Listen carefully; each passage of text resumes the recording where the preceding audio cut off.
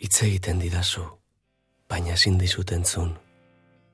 Hilik dago, 40 minutuko muxua eman didan kabledun salataria. Impotentziari irribarre bat irabazi diozu. Kristal kolpatuak, lagun banatuen sintoma, zutaz betetako laukidun poltsa bat, eta 800 mendeku kilometro berrirore egiteko irrikitan.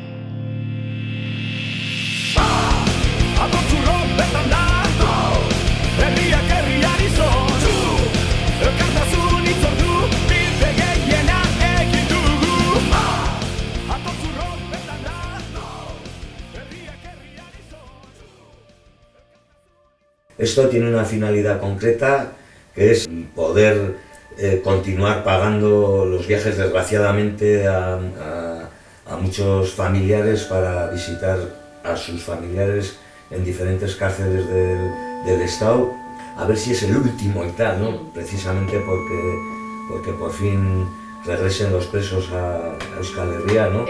Talde askok pentsako dute hori dela aukera on bat eurendako, eta bai, beti da aukera on bat, ze publiko zabala dakazu aukera holtza polit batean jotzeko, baina nik uste haratago joan garrela talde horrek, ez? Da, ez dakit, besarkada handi bat bezala ematen digutena senideoi eta presoi batez ere, ez? Nik duela gutxi gainera, nire senideari kontatzen nion ze kontzertu egon bar ziren eta esate zen, baina zenbat talde dira, ez? Eta esatean, imaginatu ze dimentsietakoa den jaialdia hainbeste talde elkartzeko bertan.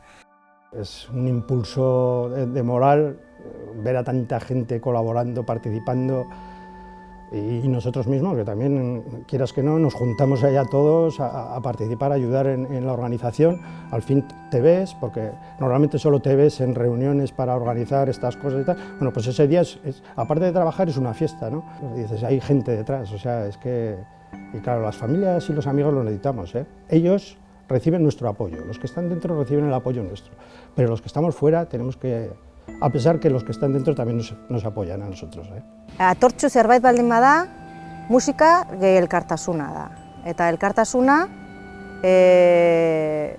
kasu honetan, konpromiso bidez, gure orduak emanez, eta beste gauza batzuk utziz, gauzatu behar dugu.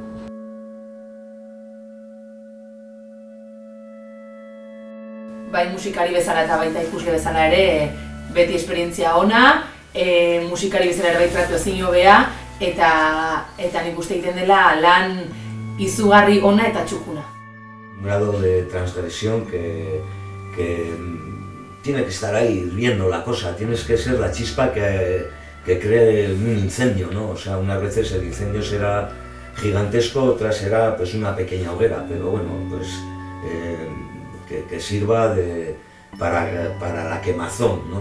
Sobre todo de gente que se lo merece. Eskatu barzaion jendeari bere ale txiki hori ematea, horrelako jaialdi bat aurrera eramateko azkenean ezinbestekoa delako guztion parte hartzea, maila batean edo bestean, baina importantea da jende bertara hurbilduko dan jende guztiaren partetik, ez, aportazio txiki bat, handi bat nahi duena, baina azkenean halako jaialdiak egiten direnean eta gehiago gauden momentu honetan, igual bada garaia, ez, denok batera zerbait egin daigun presoen etxeratzaren alde.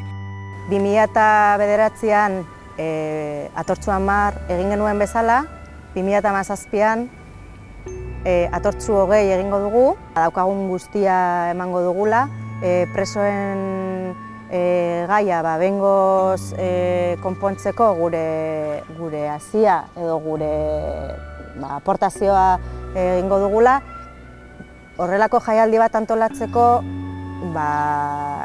konpromiso maila altua izango dugu, ordu asko pasatuko ditugu, eta zuek zer zaudete prest emateko.